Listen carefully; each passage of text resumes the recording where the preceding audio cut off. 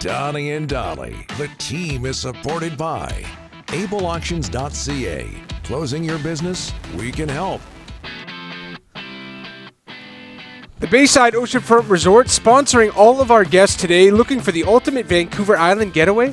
Head to beautiful Parksville and experience the Bayside Oceanfront Resort, where every stay feels like a vacation you'll never forget, Rick. Oh, book your getaway now at 250-248-8333. Your island adventure starts here. Little over 24 hours away from arguably the biggest match in Whitecaps history. You're going to say this soccer 79 bowl? soccer bowl. I should have said that. 79. Okay, so I would say it's without a doubt the biggest match in the MLS era of these Vancouver Whitecaps, and we are joined now by club liaison and Whitecaps legend and your good pal, Bob Lenarduzzi. Bob, thanks for doing this today. How are you? Good guy. Good, thank you, and thanks, Dolly, for us to the 79 team. Appreciate it, but it certainly is a massive match, and let's hope we get the right result. So you've been part of a ton of matches as a player and as an executive. Do you still get nerves ahead of a big one like we've got tomorrow? Absolutely. And especially when it comes playoff time, it ramps up even more because you're in a situation where it's do or die. If you don't get the result, then the season ends and you start thinking about next season. If you do, then you have the excitement of the next round. So all of that combined just creates. And I've always said that if I stop getting that feeling in my stomach around playoff time, then it'll be time to move on. I wonder if you could just reflect on the last 12 months for this franchise. You know, we go all the way back to them not being able to host a playoff game in Portland because of the motocross. Then Vanni Sartini parts the organization, a last-minute coaching hire when Jesper Sorensen. Then the club gets off to this amazing start. World-class player and Thomas Müller joins the organization, and now we have sellout 53,000 people ahead of the match tomorrow. Can you just put into words what this 12-month roller coaster has been like to be part of?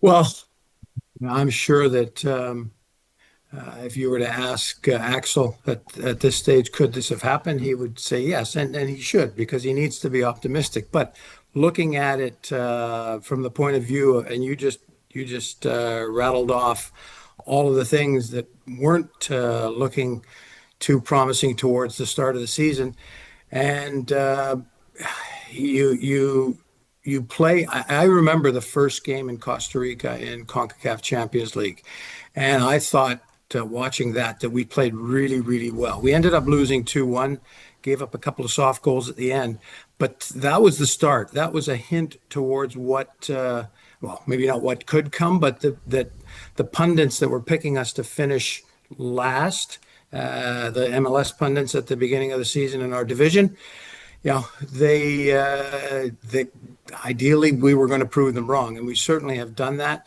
And as we've gone over the course of the season, it hasn't been easy. When you look at the players that Sam Adekubi, Ryan Gold, Ranko Veselinovic, season-ending injuries, and those are three players at the start of the season that you would have said were integral to the success of this team. But you have to credit Jesper Sorensen for just getting on with it. Lots of blows to the team in terms of the players available. But and I think one of the things that he's done that actually goes unnoticed is how much he's upgraded the squad players. Guys have come in, and there hasn't been a misstep along the way. And so I feel like everything has gone the way that we would have hoped it would. And here we are on the verge of 53,000 people in a jam-packed BC Place, ideally cheering us on to a win. Hey, Bobby, the LAFC, they got championship pedigree. They got a couple of superstars. They've beaten you back-to-back years in the playoffs. What are the keys to a Vancouver win tomorrow? Well, there's probably more to it than what I'm going to suggest, but the two guys up top, Son, the Korean international, and Denny Bouanga. Bouanga's been a thorn in our side ever since he arrived in the league. He's become less of an impact simply because you can zero in on him and minimize his contribution. But I believe it's since Son has arrived, and I don't know the exact number of games, and the goals are around 20 odd. But those two have combined for 95% of LAFC's goals, and it's resulted in a bit of a rekindling of LAFC's pedigree because they're coming into this probably on as high a note as they possibly can be. Thomas Müller has won 35 career trophies, and you don't do that unless you show up in big games. I presume he will be a big-time player tomorrow night.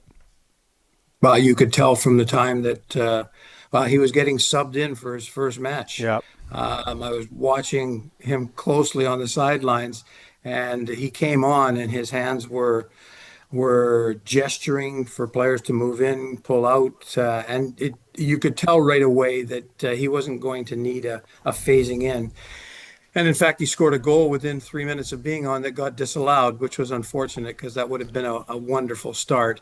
But regardless, in that game and the games that followed, he has been everything that you could possibly ask for. And he's made players around him better players. I just love also his enthusiasm. We score a goal, he's the first guy in celebrating with the rest of the players. He's just a down-to-earth guy. And then if you want to get away from what happens on the pitch and talk about what happens off the pitch, he's unbelievable. He's exactly what this league needs. When you sign your high-profile players, they come in and most of them don't. But in his case, I think he's been the best DP signing in the league since its inception, just as it relates to engaging people. And he has done that with each and every action that takes place. There's no ego there. He's just a straight, down-to-earth guy that loves the game and I'm sure wants to extend his career for as long as possible. And hopefully it's in Vancouver. Every team in every league wants depth. You can't rely on one or two guys. One of the greatest stats of the Whitecaps this season, 21 different guys scored a goal. Like, that's impressive. That's spreading the wealth. Absolutely. Yeah. And that's another thing I think that Jesper has done since his arrival is I'm not sure if he's stuck to a pattern of play or a formation. And he said something early on that I think it really resonates now as you watch what's happened throughout this season. He said he doesn't necessarily plan a formation and have his players work into that formation. He looks at the players he's got and then determines what kind of formation will provide the best success. And he's done that. He's changed players' position. The best example of that one is Ralph Priso, is now starting at the back and will likely start on the weekend unless Blackman, does manage to be 100% and can go 90 minutes. Ralph Priso is a midfielder. He goes into the back. He looks like, and a lot of people won't know who I'm talking about, like Franz Beckenbauer. He's just is great on the ball, playing out of the back. My concern was how is he going to face up against the quicker attackers in the league. He's actually got pace. And so he's just one example. There's countless others, but that's again comes down to the knowledge of Jesper in terms of, okay, you know what? We need to find another center back. Well, what about Ralph? Let's put him there. And he's been great ever since he had to come into that position. Bob, last week the MLS announcing that they're going to move to a more traditional soccer schedule coming up in 2027. They're going to have a short season. Next year's normal, then a short season, then the change. Your thoughts on that? And it's from a lot of soccer people, it sounds like it's just an overdue change for the MLS. Yeah, I admit that I was always, when that talk had come up, and it's been discussed throughout the MLS seasons, I was a bit of a skeptic. I just thought, and maybe I was stuck in my ways in that we've played summer leagues here in terms of the soccer season, and at least the professional season. And just thought, I'm not sure. Then you got to worry about climates in the eastern cities in the United States and Canada. But I think it's time. And the best reason to actually make that change has come up, and it's we're a part of it. To wait for 3 weeks to play your next playoff game, and it's nobody's fault because of the FIFA break, and it hasn't hurt the interest in the game. In fact, it's probably hastened the interest in the game, but it's something that shouldn't be happening. So now we come in line with the rest of the world. FIFA breaks when all the other players are away. Our players are away as well. So it feels like it's time, and there'll be a transition, and there'll be issues with the course of the transition. But I think it's a great decision by MLS. Bobby, one final thing. Fix your TV stuff. The only apple I want to deal with is the apple I eat every day.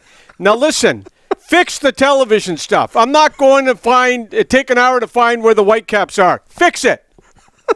Well, yeah, if I could do something about that, I would, and I'm sure if our club could, it would as well. I should say to you, though, that most of the people that have a problem with that are elderly. So, hey, I'm an old-fashioned guy. I watch the Whitecaps on BCTV. You know that. Why? I watched a guy named number 5, Bob Lenarduzzi at Empire. Fix the television, Bob. Fix it.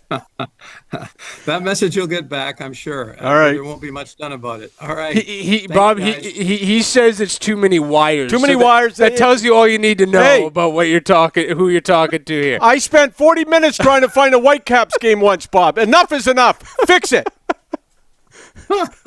Well, I'm glad you haven't changed. It's great to hear your opinions on things. So. Thanks for doing this today, Bob. All the best tomorrow, and hopefully we talk to you next week previewing a Western Final. Thanks for this, Bob. Thanks, appreciate guys. it. Bye-bye then.